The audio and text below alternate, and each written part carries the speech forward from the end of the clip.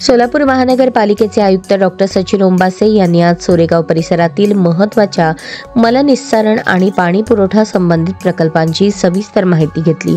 या पाहणीत नियोजित सांडपाण्याचे पंप हाऊस, प्रतापनगर मलनिस्सारण केंद्र आणि प्रतापनगर तलाव परिसराचा समावेश होता।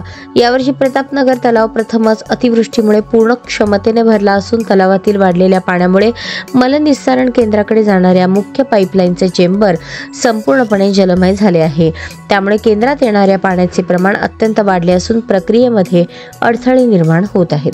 पाहणी दरम्यान आयुक्तांनी भविष्यात अशा परिस्थितीची पुनरावृत्ती टाळण्यासाठी ट्रंक लाईनच्या चेंबरची उंची वाढवण्याबाबत तात्काळ आवश्यक उपाययोजना करण्याचे निर्देश संबंधित अधिकाऱ्यांना दिले। याशिवाय निर्मिती मंगल कार्यालयाजवळील नाला आणि मंगल कार्यालयासमोरील तार कंपाऊंडसह अतिक्रमण तातडीने हटवण्याचे निर्देश दिले।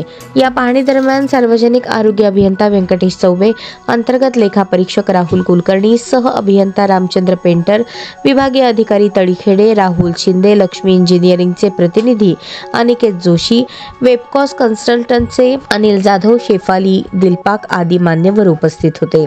महानगरपालिका प्रशासनाद्वारे शहरातील मलनिस्सारण व्यवस्था मजबूत आणि कार्यक्षम करण्यासाठी आवश्यक ते सर्व उपाययोजना वेगाने राबवण्यात येणार असल्याचे आयुक्तांनी यावेळी सांगितले।